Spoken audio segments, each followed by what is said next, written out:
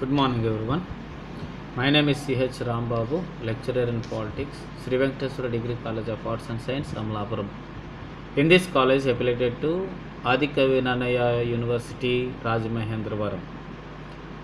ఈరోజు మనము పాలిటిక్స్ రాజనీతి శాస్త్రం నుంచి బిఏ గ్రూప్లో 5th సెమిస్టర్ ఫైనల్ ఇయర్కి సంబంధించి 5th సెమిస్టర్ పేపర్ 5 గురించి మనము ఈరోజు డిస్కస్ చేసుకుందాం. సో ఈ పాలిటిక్స్ 5th సెమిస్టర్ 5th పేపర్లో యూనివర్సిటీ వారు మనకి 5 యూనిట్లను పరిచయం చేశారు.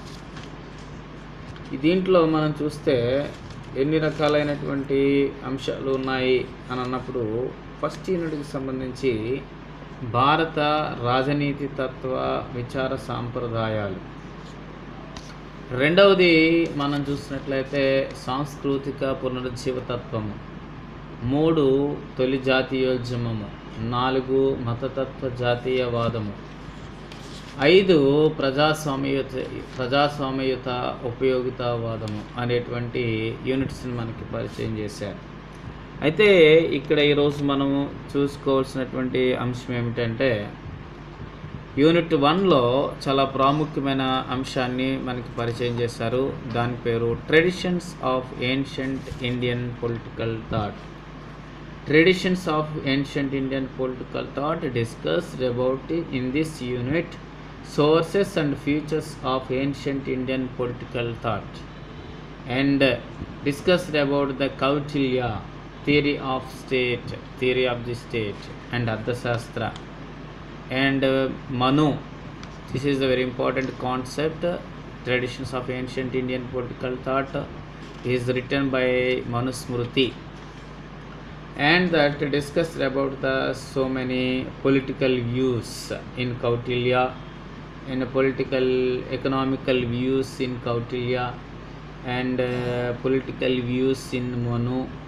So many concepts is there in the state about. So today I will discuss about that. ఈరోజు మనము ప్రాచీన భారత రాజనీతి తత్వానికి గల ఆధారాల గురించి మనము చర్చించుకుందాం. ప్రాచీన భారత రాజనీతి తత్వానికి గల ఆధారాలు.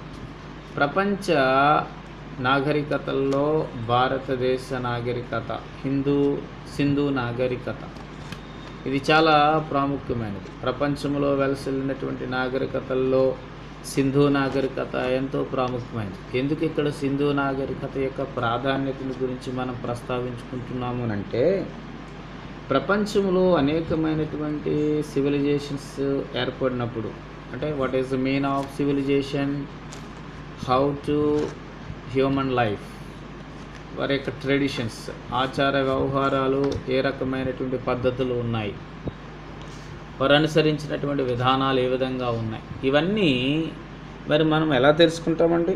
చారిత్రక ఆధారాలుగా. చారిత్రక ఆధారాలను లిఖిత ఆధారాలు, అలిఖిత ఆధారాలుగా కూడా మనము తెలుసుకుంటాం. లిఖిత ఆధారాలు అనేటువంటివి పుస్తక రూపంలో ఉన్నటువంటివి, రచనల రూపంలో ఉన్నటువంటివి.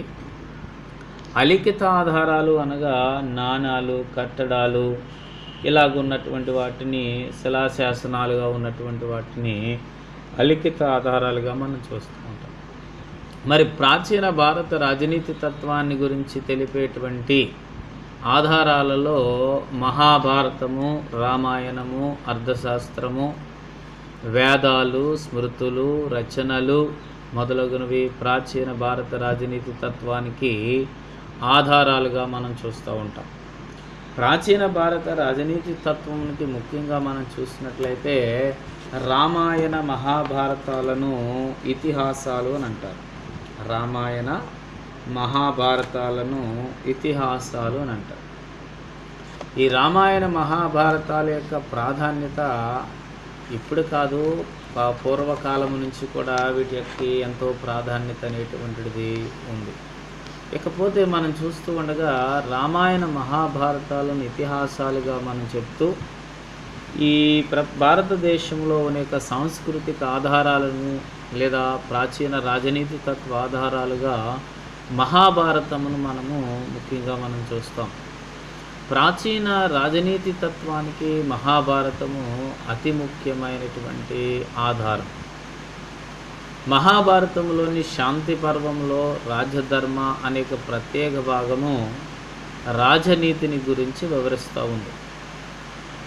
పంచమ వేదముగా చెప్పబడేటువంటి మహాభారతంలో శాంతి పర్వంలో రాజకీయ నైతిక జీవనానికి సంబంధించి కొన్ని ముఖ్యమైనటువంటి భావనలు ప్రస్తావించబడ్డాయి. అవసాన దశలో భీష్ముడు ధర్మరాజుకు చేసిన బోధనలు, ఇందులో రాజరికము, రాజ్యపాలన, పౌర విధులు ప్రధానముగా మనము మాట్లాడుతూ ఉంటాం. అయితే సభాపర్వము సత్పాలన గురించి చెబుతూ ఉంది. బ్రహ్మ మొదట రాజనీతిని కొన్ని కోట్ల పద్యాలలో రూపొందించాడని, దీనిని శివుడు కుదించి ఇవ్వగా విశాలాక్షి, ఇంద్ర, బృహస్పతి, ప్రజాపతి, శుక్ర, మను, భరద్వాజ మొదలగు వారు మనకు అందించారని చెప్పడం జరిగింది. అయితే మహాభారతంలో శాంతి పర్వంలో కనిపించే వీరందరి భావాలు ప్రాచీన భారత రాజనీతి తత్వానికి మూలాధారములయ్యాయని మనం చెప్పవచ్చు. సమాజంలో పరస్పర ప్రేమానురాగాలు, శాంతి, ధర్మము మొదలగు ఉత్తమ లక్షణాలు ఉన్నప్పటికీ ప్రజలలో స్వార్థము వల్ల అటవిక న్యాయము ప్రబలింది. అట్టి సామాజిక స్థితిలో ప్రజలకు ప్రవర్తన నియమావళిని బ్రహ్మ ఏర్పాటు చేస్తున్నాడు. ఆ నియమావళిని అమలు చేయుటకు ప్రజల కోరికపై బ్రహ్మ ఒక రాజును అనగా మనువును నియమించాడు. అయితే సమాజంలోని నెలకొని ఉన్న మోసము, స్వార్థము అన్న సమస్యలను అధిగమించి ధర్మ పరిపాలన చేయుటకు ప్రజల సహకారం ఉంటుందనేది హామీ ప్రజల నుండి ఉంటేనే పరిపాలన చేస్తానని, ధర్మ పరిపాలన చేయుటకు ప్రజల సహకారం ఉంటుందనేది హామీ ప్రజల నుంచి ఉంటేనే పరిపాలన చేస్తాననేది ఒక ఒప్పందం ఆధారముగా మనువు రాజై రాజ్యాధికారాన్ని, రాజ్య పరిపాలనను ప్రారంభించాడు. ఇక్కడ ఒక ఒప్పందము, ఒక అగ్రిమెంట్ అనేటువంటిది మనం చూస్తూ ఉన్నాం. ప్రజల యొక్క సహకారం రాజుకు ఉండాలి అనేటువంటి ఒక ఒప్పంద ఫలితముగానే రాజ్యంలోనికి, అధికారంలోనికి వచ్చినట్టుగా మనం చూస్తూ ఉన్నాం. అయితే ఈ మనువు రాజే రాజ్యాధికారాన్ని, రాజ్యపాలన ప్రారంభించినప్పుడు ఈ విధంగా మహాభారతము రాజ్యావతరణకు దైవదత్తాధికార సిద్ధాంతము, వడంబడిక సిద్ధాంతమును కలిపి చెప్పిందని చెప్పవచ్చు. అసలు ఏమిటి దైవదత్తాధికార సిద్ధాంతము, సామాజిక వడంబడిక సిద్ధాంతము అనేటువంటి దాన్ని మనం చూస్తే రాజ్యావతరణకు సంబంధించినటువంటి సిద్ధాంతాల్లో దైవదత్తాధికార సిద్ధాంతము, సామాజిక వడంబడిక సిద్ధాంతము, చారిత్రక పరిణామ సిద్ధాంతం అనేటువంటి 3 సిద్ధాంతాలు కూడా చాలా ప్రాముఖ్యమైనవి. వీటిలో దైవదత్తాధికార సిద్ధాంతం రాజు దైవాంశ సంభూతుడని, రాజు దైవ నిర్మితమని, రాజును భగవంతుడు ఏర్పాటు చేశాడని, సో రాజాజ్ఞకు వ్యతిరేకిస్తే నరకానికి పాత్రులని, శిక్షకు పాత్రులని, వారు పరలోకం అనేటువంటి వైకుంఠం అనేటువంటిది వెళ్ళరని, ఈ రకంగా సూచించినటువంటి సిద్ధాంతాన్ని దైవదత్తాధికార సిద్ధాంతం అని అంటారు. అంటే రాజు దైవాంశ సంభూతుడు, ఈజ్ రిప్రజెంటేటివ్ గాడ్, భగవంతుని స్వరూపము కలిగిన వాడు, భగవంతుని చేత పంపబడినవాడు అని చెప్పేటువంటి సిద్ధాంతాన్ని దైవదత్తాధికార సిద్ధాంతంగా మనం మాట్లాడతాం. ఇక రెండవది సామాజిక వడంబడిక సిద్ధాంతం. ఈ సామాజిక వడంబడిక సిద్ధాంతంలో ప్రజలు, ప్రభుత్వము కలిపి ఒక ఒప్పందం ఫలితముగా ఏర్పడిన వాడే రాజు లేదా అధికారి, పాలకుడు. ఈ రకమైనటువంటి విధి విధానాలకు సంబంధించి వడంబడిక సిద్ధాంతాన్ని గురించి కూడా మనము చర్చించుకుంటున్నాం. Thomas Hobbes, John Locke, Jean Jacques Rousseau సామాజిక వడంబడిక సిద్ధాంతాల గురించి వివరణ ఇచ్చిన వారిలో ప్రాముఖ్యమైనటువంటి వారు. కాబట్టి ఒప్పందానికి దైవ బలము తోడైతేనే పాలనలో ధర్మాచరణ సాధ్యమని మహాభారతం తెలియజేస్తూ ఉంది. ముఖ్యంగా మనం చెప్పాలంటే ఒప్పందానికి దైవ బలము తోడైతేనే పాలనలో ధర్మాచరణ సాధ్యము అని మహాభారతము తెలియజేస్తూ ఉంది. సో దీనివలన ప్రాచీన భారత రాజనీతి తత్వానికి మహాభారతము మూలాధారములైందని మనం చెప్పచ్చు. వాటితో పాటు రామాయణము కూడా ఈ యొక్క ప్రాచీన భారత రాజనీతి తత్వానికి మూలాధారముగా కూడా మనము చెబుతూ ఉంటాం. సో మరి మానవ సంబంధాలను నియంత్రించేది రాజ్యం. ఏమండి, మానవ సంబంధాలను నియంత్రించేది రాజ్యం. రాజ్యాధికారం లేనిచో అరాచకము ప్రబలి వర్ణ వ్యవస్థ దెబ్బతింటుంది. సో కాబట్టి దీనికి సంబంధించినటువంటి వాటిలో మనం చూస్తూ ఉండగా రాజనీతి ప్రజల యోగక్షేమాలకు సంబంధించినది సాధనాలను రూపొందిస్తుంది అనేటువంటి విషయాన్ని మనం తెలుసుకోవాలి. రాజ్యములో ధర్మరక్షణ బాధ్యత రాజుదే. సమాజంలో ప్రజలు చెడు ఆలోచనలు, చర్యలు, అధర్మ ప్రవర్తన నియంత్రిస్తూ ప్రజల ప్రయోజనాలను సమన్వయపరుస్తూ సమాజాన్ని కాపాడడానికి రాజకీయాలు, రాజ్యము అనేటువంటిది అవసరము. దుష్ట శిక్షణ, శిష్ట రక్షణ ద్వారా రాజు మానవ సమాజాన్ని రక్షిస్తాడనేటువంటి సిద్ధాంతము మహాభారతములో చాలా ప్రాముఖ్యమైనటువంటి అంశముగా మనము మాట్లాడతాం. నెక్స్ట్ రెండవదిగా మనం చూసినట్లయితే అర్థశాస్త్రం. అంటే భారత ప్రాచీన రాజనీతి తత్వానికి సంబంధించినటువంటి ఆధారాలలో రెండవది అర్థశాస్త్రం. కౌటిల్యుడు రచించిన అర్థశాస్త్రము ప్రాచీన భారత రాజనీతి తత్వంపై ఒక ప్రామాణిక గ్రంథముగా మనం చెబుతూ ఉంటాం. రాజనీతి తత్వాన్ని స్థాపించింది కౌటిల్యుడు.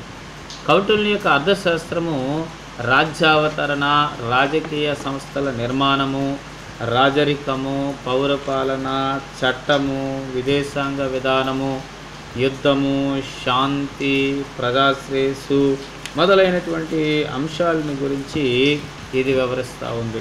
సో కాబట్టి కౌటిల్యుని యొక్క అర్థశాస్త్రము మరి ముఖ్యంగా వీటిలో ఉన్నటువంటి సారాంశాన్ని గురించి మనం చూస్తుండగా ఈ ప్రజాశ్రేయస్సుకు బదులకు సంబంధించిన సమస్యల గురించి చర్చించేదిగా, ప్రభుత్వ సిద్ధాంతమును, ఆచరణలు అర్థశాస్త్రంలోని ప్రధాన అంశాలుగా మనము చూస్తూ ఉంటాం. మగధ రాజైన చంద్రగుప్తుని ప్రధానమంత్రిగా క్రీస్తు పూర్వము 322 నుండి 298 అయితే కౌటిల్యుని అర్థశాస్త్రము మగధ రాజ్య సమస్యలను అనుసరించవలసిన విధానాలు చర్చించకుండా ఒక చిన్న రాజ్యంలో అధికార సముపార్జన, అధికార విస్తరణ పద్ధతులకు మాత్రమే పరిమితమైందని మనము చెప్పవచ్చు. సో కౌటిల్యుని యొక్క అర్థశాస్త్రము ధర్మశాస్త్ర సాహిత్యము నుండి పూర్తిగా వేరు చేస్తుంది. రాజనీతికి శాస్త్రీయ దృక్పథాన్ని కల్పించినట్లుగా మనము చూస్తూ ఉన్నాం.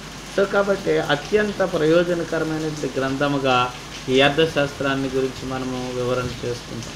ఇది కేవలము మౌర్యుల కాలానికి మరి పరిమితమైందే కాకుండా సకల కాలాలకు, సకల రాజ్యాలకు ఉపయోగపడేటువంటి విధముగా కౌటిల్యుని యొక్క అర్థశాస్త్రము ఉన్నదని మనం చెబుతూ ఉంటాం. అర్థశాస్త్రంలో సాంఘిక, ఆర్థిక, వ్యాపార రంగాల్లో రాజు నిర్వహించవలసినటువంటి విధులను గురించి ప్రస్తావించడం, యువరాజు అభ్యసించవలసినటువంటి విద్య, గూఢచారి వ్యవస్థ, మంత్రిమండలి ఏర్పాటు, సంక్షేమ విధులు మొదలగు వాటిని గురించి చర్చించారు. అందువల్లనే రాజ్యతంత్రానికి సంబంధించిన అధ్యయనముగా కౌటిల్యుని యొక్క అర్థశాస్త్రాన్ని చెబుతారు. సో కాబట్టి కౌటిల్యుని యొక్క అర్థశాస్త్రంలో ప్రభుత్వ నిర్మాణం ఆల్రెడీ మనం చూసాం. ప్రభుత్వ నిర్మాణము, వివిధ శాఖలు, అధికారుల నియామకము, ఆ శాఖలు నిర్వర్తించవలసినటువంటి విధులు, మరి ఆ శాఖల ద్వారా ప్రజల యొక్క విధానాలు అనేటువంటిది, సప్తాంగ సిద్ధాంతము, రెవెన్యూ పాలన, విత్త పాలన, న్యాయపాలన, మంత్రిమండలి, ఇవన్నీ కూడా కౌటిల్యుని యొక్క అర్థశాస్త్రంలోనే మనం చూస్తూ ఉంటాం. కాబట్టి కౌటిల్యుని యొక్క అర్థశాస్త్రాన్ని రచించే నాటికి సకల విజ్ఞానము 4 శాఖలుగా విభజించబడి ఉన్నదని మనం చెబుతూ ఉంటాం. రాజనీతికి సంబంధించినంత వరకు కౌటిల్యుని యొక్క అర్థశాస్త్రము ప్రత్యేక స్వతంత్ర శాస్త్రముగా దీనిని గుర్తించారు. నెక్స్ట్ మనం చూసినట్లయితే ప్రాచీన భారత రాజనీతి తత్వాన్ని తెలుసుకోవడంలో ఆధారాల్లో ముఖ్యంగా మనము స్మృతులు అనేటువంటి వాటిని కూడా మనం చూస్తూ ఉంటాం. సో స్మృతులు అనేటువంటివి క్రీస్తు పూర్వము 200 సంవత్సరం నుంచి క్రీస్తు శకము 100వ సంవత్సర మధ్యకాలంలో రచించబడినటువంటి స్మృతులు కూడా ప్రాచీన భారత రాజనీతి తత్వానికి దోహదం చేశాయని మనం చెప్పవచ్చు. స్మృతులలో రాజధర్మము, వివిధ వంశ అధికారుల కర్తవ్యాలు, చట్టము, విదేశాంగ విధానము మొదలైనవి చర్చించబడ్డాయి. ఇందులో వర్ణధర్మ, ఆశ్రమ ధర్మ, ప్రాయశ్చిత్త మొదలైన వాటి గురించి కూడా ప్రస్తావించబడింది. ఇవన్నీ ప్రాచీన భారత రాజనీతి తత్వానికి ఆధారాలు. అయితే స్మృతులు అర్థశాస్త్రము వలె క్రమబద్ధముగా లేవనేటువంటి విషయాన్ని మనం తెలుసుకోవాలి. స్మృతులు అర్థశాస్త్రం వలె క్రమబద్ధముగా లేవు. సో కాబట్టి ప్రాచీన భారత రాజనీతి తత్వాన్ని అర్థం చేసుకోవడంలో, అధ్యయనం చేయడంలో స్మృతులు అనేటువంటివి చాలా ప్రాముఖ్యముగా మనం చూస్తూ ఉంటాం. ఇక మరి చూసినట్లయితే రచనల గురించి కూడా మనం వివరణ చేసుకోవాలి. ప్రాచీన భారత రాజనీతి తత్వంలో రచనలు అనేటువంటివి చాలా ప్రాముఖ్యమైనటువంటి. వివిధ కాలములలో రచించబడినటువంటి రచనలు కూడా ప్రాచీన భారత రాజనీతి తత్వానికి మూలాధారములు. క్రీస్తు శకము 200 నుండి 300 మధ్య కాలంలో మరి వెలువడినటువంటి తిరుక్కాల్, శిల్పాధికారము మొదలైనటువంటి రచనలలో రాజనీతికి సంబంధించిన కొన్ని ప్రస్తావనలు కలవు. గుప్తుల యుగంలో రచించబడినటువంటి కామాంధకీయ నీతి సారంలో కౌటిల్యుడి అర్థశాస్త్ర సారాంశం ఉందండి. క్రీస్తు శకము 900 సంవత్సరంలో సోమదేవర సూర్య రచించిన నీతి కావ్యామృతంలో రాజనీతిపై ఏర్పడిన భావాల గురించి ప్రస్తావించబడ్డాయి. ఇంకా అనేకమైనటువంటి రచనల్లో మనం చూసినట్లయితే పురాణ యుగంలో భారతీయ దైనందిన జీవనం గురించి తెలియజేసేటువంటి ప్రామాణిక గ్రంథంగా కూడా మనం చూస్తూ ఉంటాం. భారత సమాజానికి సంబంధించినటువంటి పునర్నిర్మించడానికి గతకాలము నుండి వస్తున్న ప్రవక్తన నియమ నిబంధనలు వివరించడం కూడా మరి మనువు రచించినటువంటి మనుస్మృతి అనేటువంటిది కూడా మనము చూస్తూ ఉంటాం. సో ఈ విధంగా అనేకమైనటువంటి రచనల్లో ఈ యొక్క ప్రస్తావనలు మనకి కనపడుతూ ఉన్నాయి. సో అదేవిధంగా రాజనీతి తత్వ అధ్యయనానికి ఉపయోగపడింది. శుక్రాచార్యుడు రచించినటువంటి శుక్రనీతిలో ప్రభుత్వ నిర్మాణము, రాజరిక వ్యవస్థ, న్యాయపాలన, శ్రేయోరాజ్యము గురించినటువంటి ప్రస్తావన అనేటువంటిది ఇవ్వబడింది. ఇకపోతే గుప్తుల కాలంలో విరచితమైన పురాణాలు కూడా రాజ్యము, ప్రభుత్వం గురించి మరి ప్రస్తావించబడ్డాయి. రాజ్యము ఒక నిర్ణీత ఒక నిర్ణీత భూభాగంలో శాసనబద్ధంగా జీవించాలనేటువంటి కోరిక కలిగినటువంటి ప్రజా సముదాయంగా మనం చూస్తూ ఉన్నాం. ఆ రోజుల్లో శాసనాలు మరి పంపించినటువంటి రాజు చేసినటువంటి అంశాలు ఏవైతే ఉన్నాయో అవే శాసనాలుగా వెల్లడి చేయడం అనేటువంటిది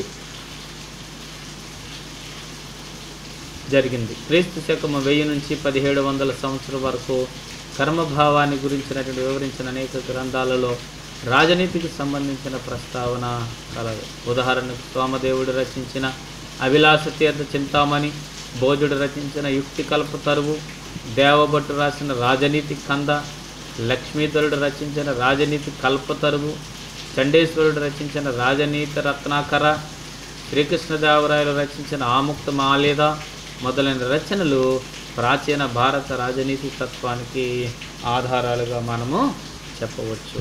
ఎన్ని రకాలైనటువంటి రచనల ద్వారా ప్రాచీన భారత రాజనీతి తత్వాన్ని మనం తెలుసుకోవచ్చు. మరి ప్రాచీన భారత రాజనీతి తత్వంలో అనేకమైనటువంటి ఇతర రచనలు కూడా లేకపోలేదండి. సో మనం చూసినట్లయితే మెగస్తనీస్ రచించినటువంటి ఇండికా భారత రాజకీయ సంస్థల గురించి అనేక విషయాలను కూడా తెలియజేస్తూ ఉంది. సో కాబట్టి ఇతర రచనల్లో ముఖ్యంగా మనం చూసినట్లయితే మెగస్తనీస్ రచించినటువంటి ఇండికా అనేక నాణాలు, శిలాశాసనాలు, శిలాఫలకాలు ఈ యొక్క అధ్యయనానికి ఎంతగానో ఉపయోగపడుతూ ఉన్నాయి. నెక్స్ట్ మనం చూసినట్లయితే వేదాలు 4 అండి. ఋగ్వేదము, అథర్వణ వేదము,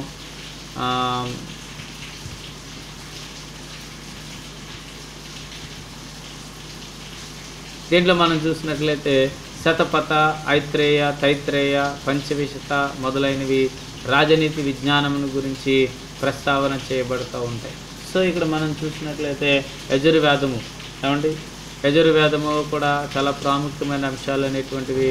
సామవేదం, ఋగ్వేదము, సామవేదము, యజుర్వేదము, అథర్వణ వేదం, వేదాలు 4. ఏమండి? మరొకసారి ఋగ్వేదము, సామవేదము, యజుర్వేదము, అథర్వణ వేదం, ఈ 4 వేదాల్లో కూడా చాలా ప్రాముఖ్యమైన అంశాలు అనేటువంటివి ప్రస్తావించబడ్డాయి. స్మృతులు, ధర్మసూత్రాలు, ప్రతిజ్ఞ, యాగాంధరాయణము, రఘువంశము, మాళవాక్యగ్నిమిత్రము, పంచతంత్రము, హితోపదేశము, కాదాంబరి, హర్షచరిత్ర, దశకుమార చరిత్ర, రాజతరంగిణి మొదలైనవి కూడా రాజనీతికి సంబంధించిన కొన్ని అంశాలను వివరించాయి. సో కాబట్టి ఇలా వేదాలు, స్మృతులకు సంబంధించినటువంటి అంశాల్లో ప్రాచీన భారత రాజనీతి తత్వానికి ఎన్నో ఆధారాలుగా మనము చూస్తూ ఉన్నాం. ఇవే కాకుండా మరికొన్ని ఇతర ఆధారాలు కూడా ప్రాచీన భారత రాజనీతి తత్వాన్ని గురించి తెలియజేస్తూ ఉన్నాయి.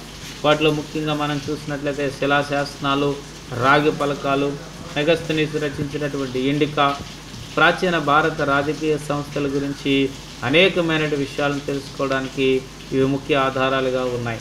సో ముఖ్యంగా మనం చూసినట్లయితే భారత రాజకీయ సంస్థల యొక్క ప్రస్తావనలో మరి నాణ్యాలు, శాసనాలు, శిలాఫలకాలు అధ్యయనాలకు సంబంధించినటువంటి ముఖ్యమైన ఆధారాలుగా మనము చూస్తూ ఉంటాం. సో ప్రాచీన భారత రాజనీతి తత్వంలో అనేకమైనటువంటి విషయాలను తెలుసుకోవడంలో ఇవన్నీ కూడా మనకు ఉపయోగపడుతూ ఉన్నాయి.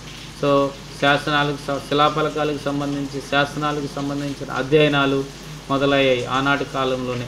వీటిని కూడా పైన వివరించిన ఆధారాల ద్వారా ప్రాచీన రాజనీతి తత్వము అభివృద్ధి చెందిందని మనం చెప్పవచ్చు. అన్నింటికంటే ముఖ్యంగా ఇతిహాసాలుగా చెప్పబడుతున్నటువంటి రామాయణ, మహాభారతాలకు సంబంధించినటువంటి అంశాల ద్వారా ఎక్కువ ప్రాచీన భారత రాజనీతి తత్వాన్ని గురించి మనము తెలుసుకుంటూ ఉన్నాం. సో ప్రాచీన భారత రాజనీతి తత్వంలో మరి ధర్మ భావన అనేటువంటిది ఆనాటి కాలముగా భారతదేశంలో వస్తున్నటువంటి విషయం.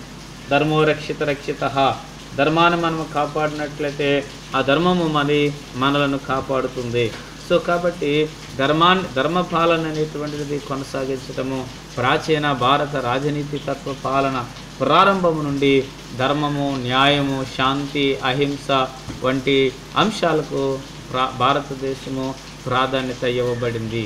సో అందుకనే ఆధునిక కాలంలో కూడా ధర్మ భావన, న్యాయ భావన, శాంతి, మరి అదేవిధంగా సమైక్యత, సమగ్రత కలిగి భారతదేశము కొనసాగించుకోవడానికి ప్రపంచ దేశాలకు భారతదేశము ఒక మాదిరికరమైనటువంటి దేశముగా పరిగణలోనికి తీసుకోవడానికి మన ప్రాచీన భారత రాజనీతి తత్వమే ఆధారముగా మనము తెలియజేసుకుంటూ ఉన్నాం. కాబట్టి ప్రాచీన కాలంలో జరిగినటువంటి ఈ ప్రస్తావనలన్నీ కూడా, ఈ రచనలన్నీ కూడా ప్రాచీన భారత రాజనీతి తత్వ సంబంధమైన అంశాలుగా వివరణ చేయబడినటువంటి అంశాలుగా మనం చెప్తూ ఉంటాం. కాబట్టి అన్నింటికంటే ముఖ్యంగా ధర్మ భావన అనేటువంటి దాన్ని కొనసాగింపజేసుకోవడం. రాజు మరి ధర్మ భావన కలిగి పరిపాలన చేయాలి. ఎప్పుడైతే ధర్మ భావన కలిగి పరిపాలన చేస్తాడో ఆ రాజు ప్రజలందరి దృష్టికి మంచివాడుగా ఉంటాడు.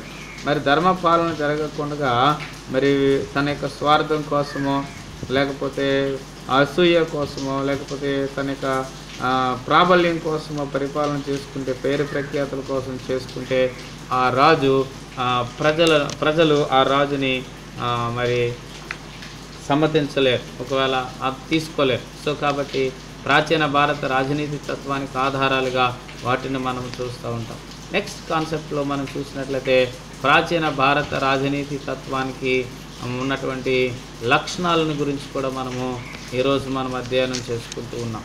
ప్రాచీన భారత రాజనీతి తత్వ లక్షణాలు మరి విషయాల గురించి కూడా మనము మాట్లాడుకుంటాం. ప్రాచీన భారత రాజనీతి తత్వ లక్షణాలు, మరి ప్రాచీన భారత రాజనీతి తత్వ లక్షణాలు ఏ విధంగా ఉన్నాయి, ప్రాచీన భారత రాజనీతిలో ఏ రకమైన అంశాలుగా మనం ప్రస్తావించుకున్నాము అనేటువంటి విషయాలను కూడా ఈరోజు మనము మాట్లాడుతున్నాం. ప్రాచీన భారత రాజనీతి గురించి తెలిపేటువంటి గ్రంథాల్లో ఇప్పటికే మనము రామాయణ, మహాభారతాలు, కవితులు రచించినటువంటి అర్థశాస్త్రము, వేదాలు, స్మృతులు, రచనలు మొదలగునవన్నీ కూడా మనం చూసుకున్నాం. అంటే ప్రాచీన భారత రాజనీతి తత్వానికి వీటి ద్వారా మనము తెలుసుకుంటూ ఉన్నాం. కానీ ఈరోజు మనం మాట్లాడుకునేటువంటిది ప్రాచీన భారత రాజనీతి లక్షణాలు. భారత రాజనీతి తత్వంలో సాంస్కృతిక ప్రభావం కనిపిస్తుందండి. That is the most important cultural concept. ఏమండి సాంస్కృతిక ప్రభావం అంటే అది పాశ్చాత్య రాజనీతి తత్వం వలె సిద్ధాంతపరముగా ఉండదు. భారతీయ దృక్పథము సమగ్రమైనది. అది ఏ ఒక్క అంశం గురించి కాకుండా మొత్తం జీవితం గురించి, అన్ని రంగాల గురించి వర్తించే విధముగా వివరిస్తుంది. భారత రాజనీతి తత్వంలో విశ్లేషణ ఉన్నప్పటికీ పాశ్చాత్య తత్వం వలె శాస్త్రీయముగా ఉండదు. చాలా ఇంపార్టెంట్, చాలా ప్రాముఖ్యమైనది.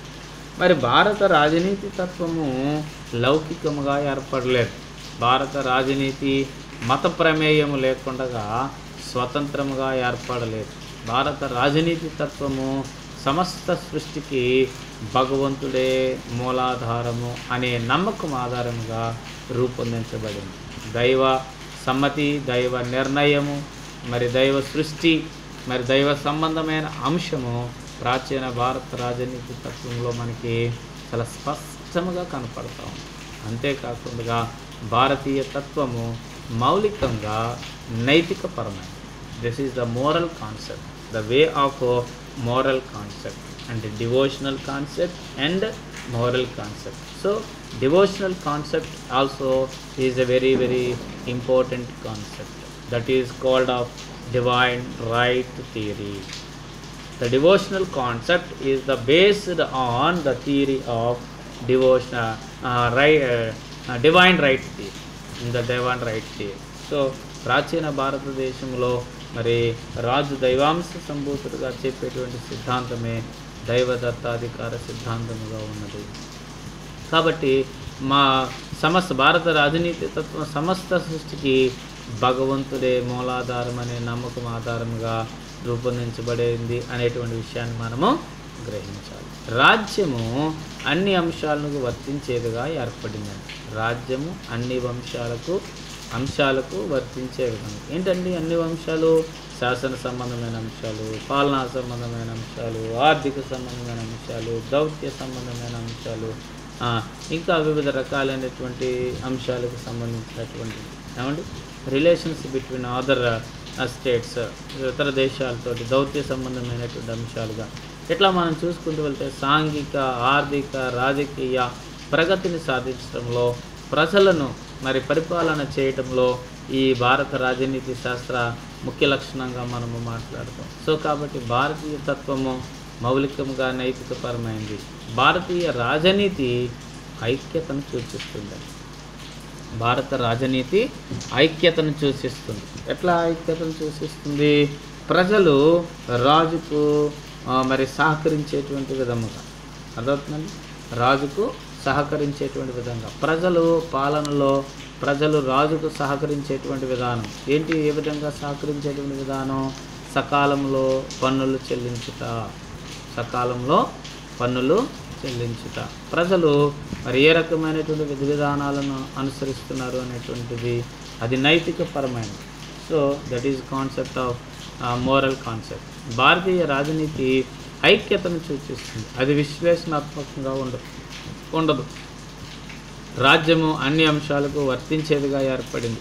అందువల్ల రాజనీతికి ఇతర అధ్యయనాల కంటే ప్రాముఖ్యత అనేటువంటిది పెరిగింది. ప్రాచీన భారత రాజనీతి తత్వము ప్రభుత్వ ఆర్థిక విధానాలను, సామాజిక వ్యవస్థను, గూఢచారి పద్ధతిని కూడా చర్చించి ప్రాచీన భారత రాజనీతి దైనందిన పాలకుడు ఎదుర్కొనే సమస్యలను చర్చించింది.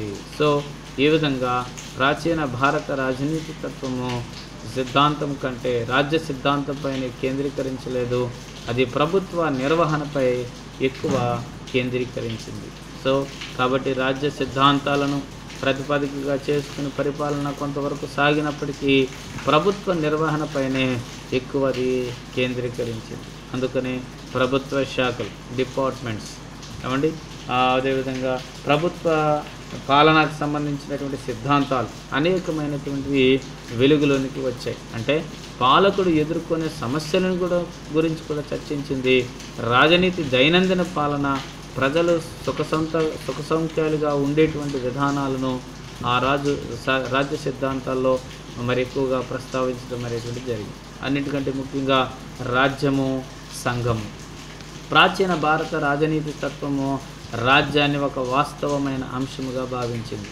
That is the real concept. భారత రాజనీతి తత్వవేత్తల దృష్టిలో రాజ్యము ఒక సమర్థకమైనటువంటి వ్యవస్థ. వారు రాజ్యాన్ని ఒక గుణవంతమైనటువంటి అత్యున్నతమైనటువంటి సంస్థగా భావించారు. అంటే రాజ్యము పౌరుణ్ణి చక్కగా తీర్చిదిద్దుతుంది. ఉత్తమమైన పౌరులుగా తీర్చిదిద్దగలిగేటువంటి సంస్థ ఏది అని అంటే రాజ్యం అండి.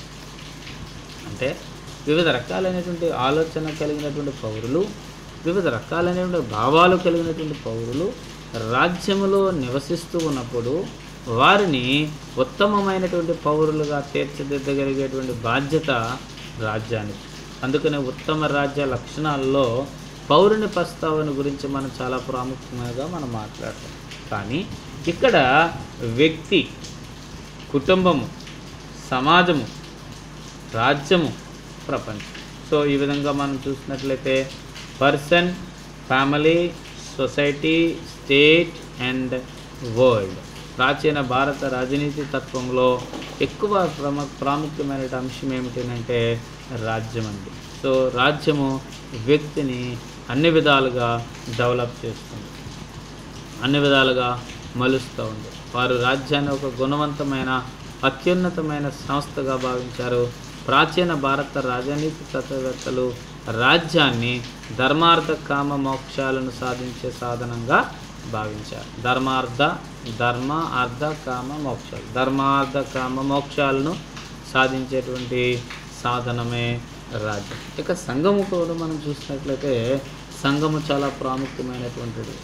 సహకారం, సంపూర్ణమైనటువంటి భావన, సంఘీయ భావన తెలియచేసేటువంటిది ఎక్కడ జరుగుతుందంటే సంఘంలో. మొట్టమొదటి మానవుడు తన ఆహార అన్వేషణలో భాగంగా వాడు ఒక కమిట్మెంట్ని, ఒక అగ్రిమెంట్ని ఏర్పాటు చేసుకున్నాడు, ఒక సమూహముగా ఏర్పడ్డాడు. ప్రారంభంలో వాడు ఆహారం సంపాదించుకోవడం చాలా కష్టతరం అయిపోయింది. అటువంటి సమయంలో అడవిలో తన యొక్క ఆహారమును సంపాదించుకోవడానికి జంతువులను వేటాడేటువంటి క్రమంలో ఒంటరిగా ఏమీ సాధించలేని వాడిగా ఉండిపోయాడు. అటువంటి సమయంలో సమూహముగా ఏర్పడ్డాడు. ఒక సమూహము, మరి రెండవ సమూహము, మూడవ సమూహము, నాలుగవ సమూహము, అలాగ 4 రకాలైన సమూహాలుగా ఏర్పడి ఒక జంతువును మరి చంపడానికి ఒక మంచి ఆలోచన కలిగి ఒక గొయ్యి తవ్వి పైన ఆకులు పేర్చి మరి హో హో హో అనేటువంటి ఒక పెద్ద శబ్దంతో ఆ జంతువుని వేటాడేవారు. ఇలాగా శబ్దానికి ఆ జంతువు ఒక సమూహం నుంచి వేరొక పక్కకు వెళ్ళేది. ఆ వేరే పక్కకు వెళ్ళినప్పుడు అక్కడ ఉన్నటువంటి సమూహం కూడా సేమ్ శబ్దాన్ని మరి వాళ్ళు వెలువరించేవారు, హో హో హో అనేటువంటి శబ్దాన్ని. ఇక మూడవ భాగానికి వెళ్ళేది, మూడవ ప్రక్కన కూడా సేమ్, నాలుగవ ప్రక్కన కూడా సేమ్. అలాగా 4 సమూహాల మధ్యలో అది బందీ అయిపోయేది. అలాగా ప్రారంభ మానవుడు తన ఆహార అన్వేషణలో సమూహముగా ఏర్పడడం, ఆహార అన్వేషణ కోసము ఏర్పడాడు అని మనం తెలియజేస్తున్నాం. సో ఈరోజు అనేకమైనటువంటి లక్ష్యాల సాధనకు, అనేకమైనటువంటి మరి ధ్యేయాలను, ఆశయాలను సాధించుకోవడం కోసం మానవుడు సమూహముగా ఏర్పడుతూ ఉన్నాడు. అనగా ఒంటరిగా ఉంటూ సాధించలేనటువంటి విషయాలను సమూహముగా ఉండి సాధించడం అనేటువంటిది కేవలం ఆధునిక పరమైందే కాదండి, ప్రాచీన పరమైంది కూడా. అందుకనే సంఘానికి ప్రాచీన కాలంలో అధిక ప్రాధాన్యత అనేటువంటిది ఇవ్వడం అనేటువంటిది జరిగింది. సో దాంట్లో మనం చూసినట్లయితే సామూహిక సామరస్యము, వర్ణాశ్రమ ధర్మాలు, ధ్యేయాలను సాధించడానికి రాజ్యము ఒక సాధనము. దాన్ని దృష్టిలో పెట్టుకునే ధర్మార్థ కామ మోక్షాలను సాధించే సాధనముగా మరి రాజ్యాన్ని భావించినట్లుగా మనము చూస్తూ ఉన్నాం. నెక్స్ట్ మనం చూసినట్లయితే సప్తాంగ సిద్ధాంతం. ఏమండి, సప్తాంగ సిద్ధాంతము, మరి అంగాంగ సిద్ధాంతం అని అంటాం దీన్ని. సప్తాంగ సిద్ధాంతానికి మరొక పేరు అంగాంగ సిద్ధాంతము. భారత రాజనీతి తత్వవేత్తలు రాజ్యాన్ని ఆంగిక సమైక్యతకు అంగీకరించారు. సో అంటే ఏ విధంగా రాజ్యములు వివిధ అంశాలు పరస్పర సంబంధాన్ని కలిగి ఉంటాయని భారత తత్వవేత్తలు నమ్మారు. వారి అభిప్రాయంలో రాజ్యములో స్వామి, అమాత్య, జనపద, బల, దుర్గము, కోశము, మిత అనేటువంటి 7 విభాగాలు ఉంటాయి. వినండి, 7 విభాగాలు. మొట్టమొదటిది స్వామి, రెండవది అమాత్య, మూడవది జనపద, నాలుగవది బల, ఐదవది దుర్గము, ఆరవది కోశము, ఏడవది మిత. ఈ 7 రకాలైనటువంటి విభాగాలు పనిచేస్తూ ఉంటాయి. వీటిలో ఏ ఒక్కటైనా సక్రమంగా పనిచేయకపోయినచో రాజ్యము దెబ్బతింటుంది. దీనినే సప్తాంగ సిద్ధాంతం అని అంటారండి. ఏ సిద్ధాంతం అండి? సప్తాంగ సిద్ధాంతము. రాజ్యానికి మూలము ప్రభువు. ఎవరండి? రాజ్యానికి మూలము ప్రభువు. మరి ప్రభువుకు సలహాలు ఇచ్చుట, పరిపాలనా బాధ్యతలు నిర్వహించుటకు మంత్రులు ఉంటారు. 7 మరి భాగాలు కూడా దీంట్లో ప్రాముఖ్యమైన అంశాలంటే ఇవే. ఏమండి? రాజ్యంలో వివిధ పరస్పర విషయాలను కలిగి ఉండడం అంటే మరి ఇట్లా మనం చూసినట్లయితే రాజ్యానికి ప్రజలు, ప్రదేశము అవసరం. ఆధునిక కాలంలో రాజ్యం యొక్క లక్షణాల గురించి మనం వివరణ చేసుకుంటే ప్రజలు, ప్రదేశము, ప్రభుత్వము, సార్వభౌమాధికారి, అంతర్జాతీయ గుర్తింపు, ఇవన్నీ కూడా రాజ్యం యొక్క లక్షణాలుగా మనం చూస్తాం. మరి ప్రాచీన కాలంలో మనం చూసినట్లయితే ప్రజలు, ప్రభుత్వము, అవునండి. మరి ఇట్లా మనం చూసినట్లయితే ప్రదేశము, ఇవన్నీ కూడా ప్రాముఖ్యమైనవి. సో పరిపాలనకు అవసరమైన విధులను కల్పించడానికి ఏముండాలండి? కోశాగారము ఉండాలి. 6వది కోశము. దాని నుంచే మరి ఆ ప్రజలకు సంక్షేమ కార్యక్రమాలకు కావలసినటువంటి ధనాన్ని బయటకు తీస్తారు. సో కాబట్టి కల్పించడానికి కోశాగారం ఉండాలి. రాజ్య రక్షణకు, విస్తరణకు కావలసిన సైన్యం ఉండాలి. రాజ్య విస్తరణకు సంబంధించినటువంటి రక్షణకు సంబంధించి సైన్యం కూడా ఉండాలి. రాజ్యానికి మిత్ర రాజ్యాలు కూడా అవసరం. 7 లక్షణాలు వివరించేదే సప్తాంగ సిద్ధాంతము. 7 లక్షణాలు రాజ్యానికి అవసరమండి. మానవ శరీరంలో అంగాల మధ్య జీవన సంబంధం ఎట్లా ఉంటుందో ఈ లక్షణాల మధ్య అంగిక సంబంధం కూడా అట్లాగే ఉంటుంది. అందువల్లనే ఈ సిద్ధాంతాన్ని సప్తాంగ రాజ్య సిద్ధాంతము అని అన్నాం. భారత రాజనీతి తత్వంలో ఈ సప్తాంగ సిద్ధాంతము ఎంతో కీలక పాత్రను పోషిస్తుందని మనము చెప్పాలి. ఏమండి? సప్తాంగ సిద్ధాంతము రాజ్య అంగిక ఐక్యతను వివరిస్తుంది. ఇది మానవులోని వివిధ భాగాలు ఒకదానితో ఒకటి ఏ విధంగా సంబంధాన్ని కలిగి ఉంటాయో ఆ విధముగా రాజ్యములోని వివిధ అంశాలు, వివిధ శాఖల మధ్య సంబంధాన్ని గురించి వివరించేటువంటిదే సప్తాంగ సిద్ధాంతం. నెక్స్ట్ మనం చూసినట్లయితే వ్యక్తి స్వేచ్ఛ. వ్యక్తి స్వేచ్ఛ. ప్రాచీన భారత రాజనీతి సాంఘిక హోదా స్థాయిని మరి ఆధారముగా వర్ణ వ్యవస్థకు ప్రాముఖ్యత ఇచ్చిందండి. వర్ణ వ్యవస్థకు ప్రాముఖ్యత ఇచ్చింది. మరి సో మనం చూసినట్లయితే వ్యక్తి స్వేచ్ఛ ఏ రకంగా మరి శ్రేయోరాజ్య కర్తవ్యాలను కూడా వ్యక్తి స్వేచ్ఛకు మరి ప్రాధాన్యత ఇవ్వబడింది అంటే మొదటిది వ్యక్తి స్వేచ్ఛకు ప్రాధాన్యత, రెండవది కూడా శ్రేయోరాజ్య కర్తవ్యాలకు ప్రాధాన్యత ఇవ్వబడింది. సో ఇక్కడ మన వ్యక్తి స్వేచ్ఛ అనేటువంటి కాన్సెప్ట్స్లో మనం చూస్తూ ఉన్నప్పుడు శ్రేయోరాజ్య కర్తవ్యాలు కూడా వ్యక్తి స్వేచ్ఛకు 2వ స్థానాన్ని కల్పించాయి. గ్రామ పరిపాలనను కూడా ప్రభుత్వాధికారులు నిర్వహించేవారు. అధికార కేంద్రీకరణ అమల్లో ఉండడంలో మరి చూసినట్లయితే వ్యక్తి స్వేచ్ఛ పరిమితం కాబడింది. హిందూ సాంఘిక వ్యవస్థలో కొద్దిమందికి ఉన్న ప్రత్యేక హక్కులు, గౌరవాలు, సాంఘికపరమైన అధికార హోదా మొదలైనవి వ్యక్తి స్వేచ్ఛను అరికట్టాయని మనం చెప్పవచ్చు. సో కాబట్టి ప్రాచీన భారత రాజనీతి తత్వ లక్షణాల్లో వ్యక్తి స్వేచ్ఛ అనేటువంటి కూడా ఒక ప్రాముఖ్యమైన అంశంగా మనం చెప్తాం. నెక్స్ట్ కుల వ్యవస్థ అండి. అసలు ప్రాచీన భారత రాజనీతి తత్వంలో కుల వ్యవస్థ అనేటువంటిది ఎప్పుడు ఏర్పడింది? వేదాల యుగము ప్రారంభమైన తరువాత కుల వ్యవస్థ ఏర్పడింది. ఆ కాలము సాంఘిక తత్వంలో ప్రముఖ భాగాన్ని ఆక్రమించి ప్రభుత్వ సిద్ధాంతంపై కుల వ్యవస్థ ప్రత్యక్ష ప్రభావాన్ని కలిగించింది. వర్ణ వ్యవస్థ నుంచి కులము ఉద్భవించింది. కులము వ్యక్తి నిర్వహించవలసినటువంటి విధిని నిర్వహిస్తుంది. సో కాబట్టి కుల వ్యవస్థ ప్రారంభంలో విధుల పరముగా ఏర్పడి తర్వాత జన్మనాధారముగా అనువంశిక వృత్తులను నిర్వహించవలసిన అవసరం ఏర్పడింది. శూద్రునికి అధమ స్థానం కల్పించబడింది. వ్యక్తుల హక్కులు సమాజ హక్కులతో కలిసిపోయాయి. సో వ్యక్తుల యొక్క హక్కులు సమాజ హక్కుల్లో కలిసిపోవడానికి గల ప్రాముఖ్యమైనటువంటి కారణం ఏమిటంటే కుల వ్యవస్థ.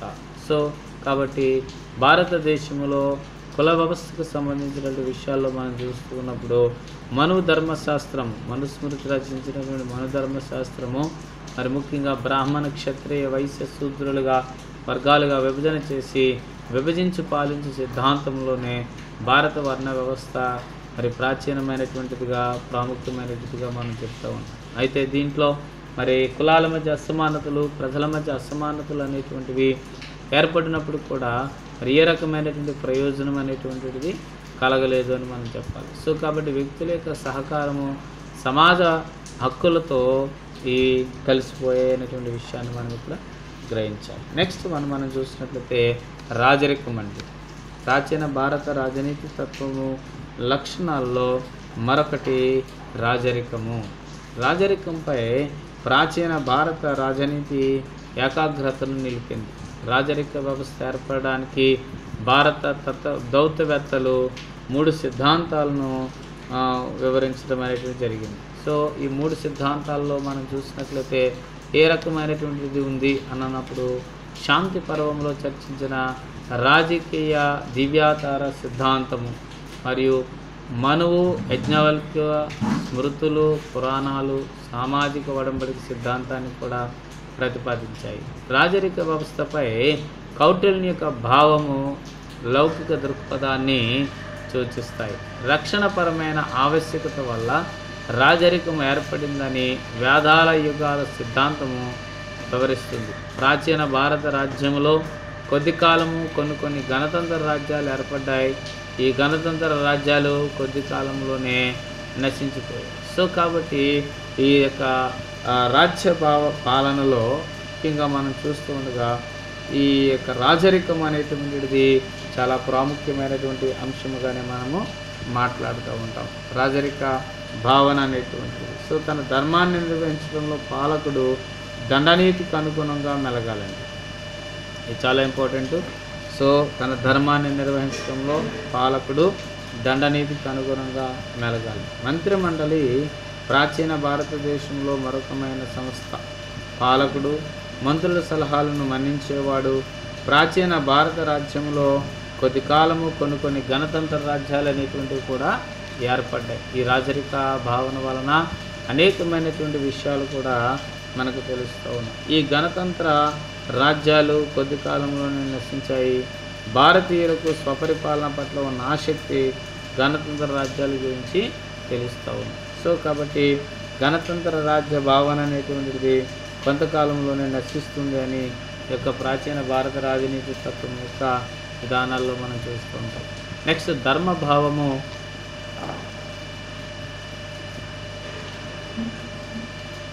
సమాజంలో దాని పాత్ర. ప్రాచీన రాజనీతి తత్వం ప్రకారము ధర్మభావము చాలా విస్తృతమైంది. Is a బలబ్రేట్.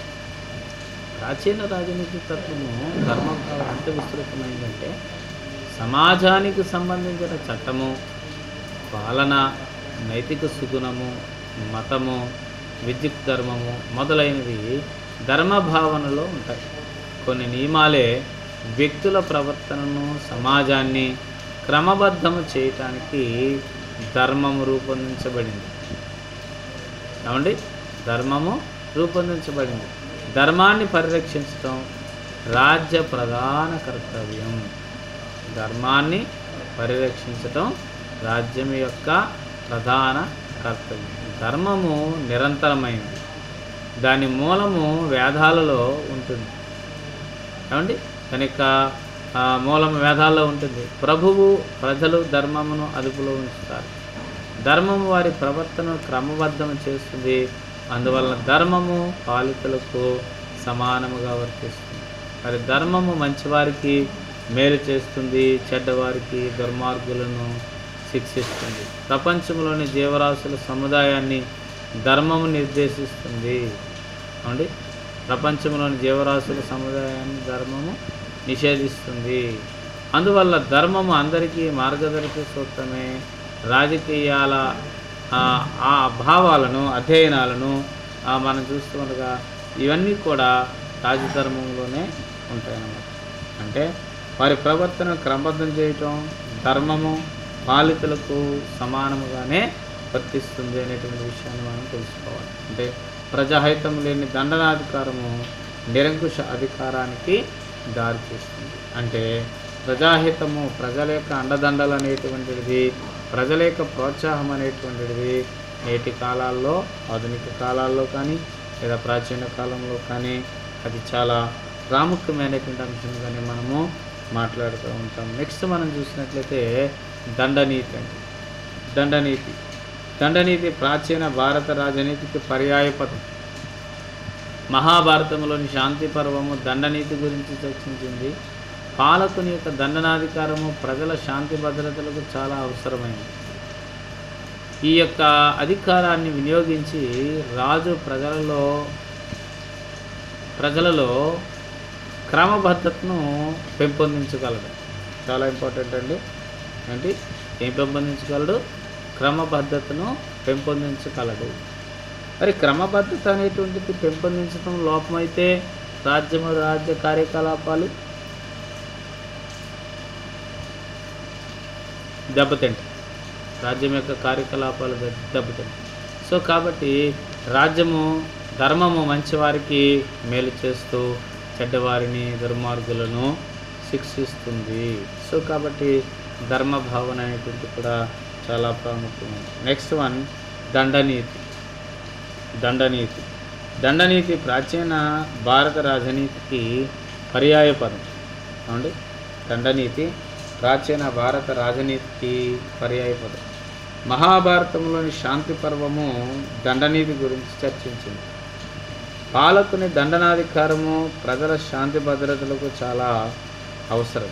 ఈ అధికారాన్ని ఎవరికి వినియోగించి రాజు ప్రజలలో శాంతి భద్రతలను నెలకొల్పుతాడో, ఏమండి రాజు శాంతి భద్రతలను నెలకొల్పుతాడో అప్పుడు ఆ క్రమబద్ధతను పంచడానికి అవకాశం అనేటువంటిది ఉంటుంది. కౌటిల్యుని అభిప్రాయంలో రాజ్యము శాంతి భద్రతలకు, అదేవిధంగా ప్రజల సాంఘిక వ్యవస్థకు, నైతిక కట్టుబాట్లకు మొదలైనవి దండనీతిపై ఆధారపడి ఉంటాయి. సో కౌటిల్యుని యొక్క అభిప్రాయంలో రాజ్యము శాంతి భద్రతలు, ప్రజల సాంఘిక వ్యవస్థ, నైతిక కట్టుబాట్లు మొదలైనటువంటివి దండనీతిపై ఆధారపడి ఉంటాయి. ప్రజా సంక్షేమం దండనీతికి చాలా అవసరం. మరి దండనీతి ప్రాముఖ్యతను గ్రహించిన ప్రాచీన రాజనీతి తత్వవేత్తలు రాజనీతి అధ్యయనాన్ని ఒక నీతి శాస్త్రంగా కూడా వర్ణించారు.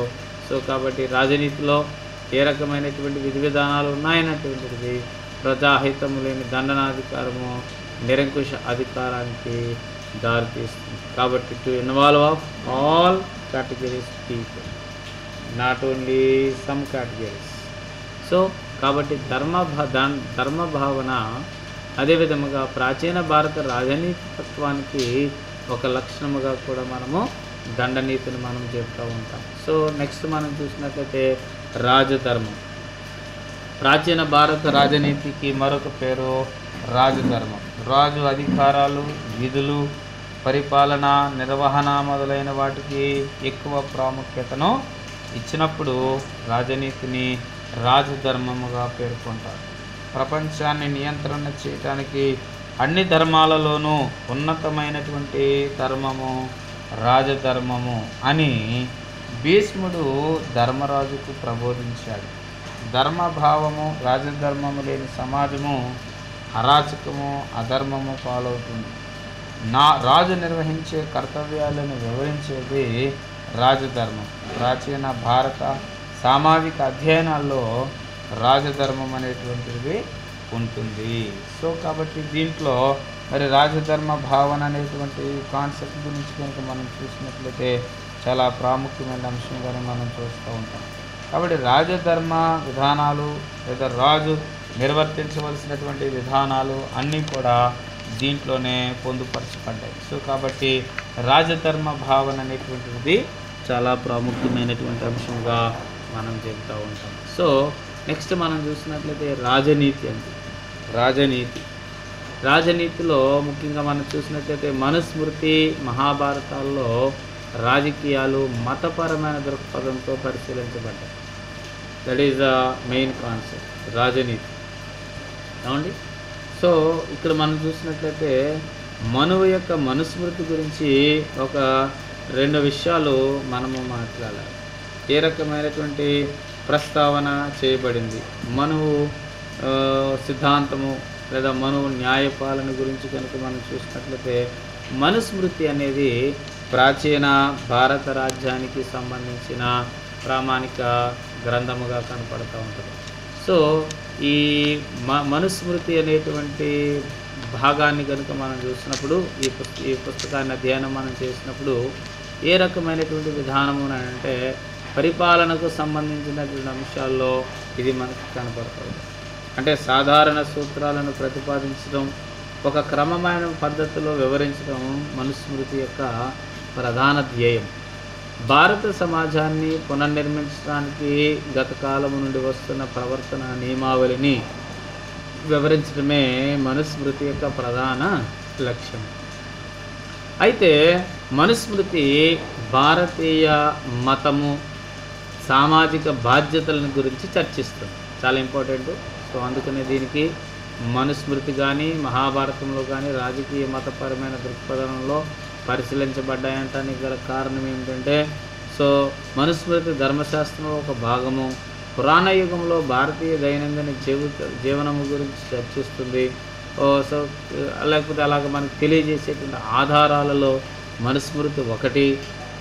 అయితే మనుస్మృతి సుమారు క్రీస్తు శకము 4వ శతాబ్దానికి చెందినవాడని మరి మార్క్స్ మల్లర్ అభిప్రాయము. మనువు అనేటువంటి వాడు క్రీస్తు శకం 4వ శతాబ్దానికి చెందినవాడని, వేదకాలం నుంచి అమల్లో ఉన్న సాంఘిక వ్యవస్థను వర్గీకరించడం మనుస్మృతి యొక్క ప్రధాన లక్ష్యమని చెబుతూ ఉంటాం. సో కాబట్టి రాజనీతిని మతము నుండి వేరు చేయటం. సో ఇక్కడ మనం చూసినట్లయితే కౌటిల్యుడు లౌకిక దృక్పథాన్ని అనుసరించి రాజనీతిని మతం నుండి వేరు చేశాడు. అర్థశాస్త్రంలో కౌటిల్యుడు రాజ్య కర్తవ్యాన్ని చర్చించాడు. ప్రజలకు రక్షణ కల్పించుట, పేదలకు ఉపశాంతిని కల్పించుట, అనాథలకు, వితంతులకు, వృద్ధులకు రక్షణ కల్పించుట, ప్రజలను కరువు కాటకాల నుండి కాపాడుట మొదలగు రాజ్య విధానాలను, రాజ్య కర్తవ్యాలను ప్రాచీన భారత రాజకీయ వ్యవస్థలో మతము ప్రముఖ పాత్ర వహించిందని మనం చెప్పవచ్చు. అత్యవసర పరిస్థితి ఏర్పడినప్పుడు దేవాలయాలను దోచుకుంటే తప్పు లేదన్నాడు కౌటిల్యుడు. రాజకీయాల కోసం మతాన్ని బలి చేశాడు. ప్రభువు సర్వసైన్యాధిపతి కౌటిల్యుడు ప్రజా సంక్షేమాన్ని కోరుకునే రాజరిక వ్యవస్థను సమర్థించింది ఈ యొక్క సిద్ధాంతం. ఈ విధంగా ప్రాచీన భారతదేశంలో రాజ్యము అనేక కర్తవ్యాలను నిర్వహించేదిగా మనకు తెలియజేస్తూ ఉంది. సో కాబట్టి ప్రాచీన భారత రాజనీతి తత్వ ఆధారాలు మరియు ప్రాచీన భారత రాజనీతి తత్వ లక్షణాల గురించి కూడా మనము వివరించుకోవడం అనేటువంటిది జరిగింది. సో ఈ విధంగా మనం చూసినట్లయితే ప్రాచీన భారత రాజనీతి తత్వంలో విధి విధానాలు ఏ విధంగా ఉన్నాయి, మనుస్మృతి భారతదేశంలో రాజకీయ మతపరమైనటువంటి అంశాలను గురించి కూడా మనము వివరించుకోవడం అనేటువంటిది జరిగింది. సో కాబట్టి ప్రాచీన భారత రాజనీతి తత్వ లక్షణాలలో మరి పైన తెలియజేసినటువంటి అంశాలు ఏవైతే ఉన్నాయో మహాభారతము, మరి వ్యక్తి స్వేచ్ఛ, సప్తాంగ సిద్ధాంతము, రాజ్యము, సంఘము, రాజరికము, ధర్మభావము, సమాజంలో దాని పాత్ర, దండనీతి, రాజధర్మము, రాజనీతి, ఈ అంశాలన్నీ కూడా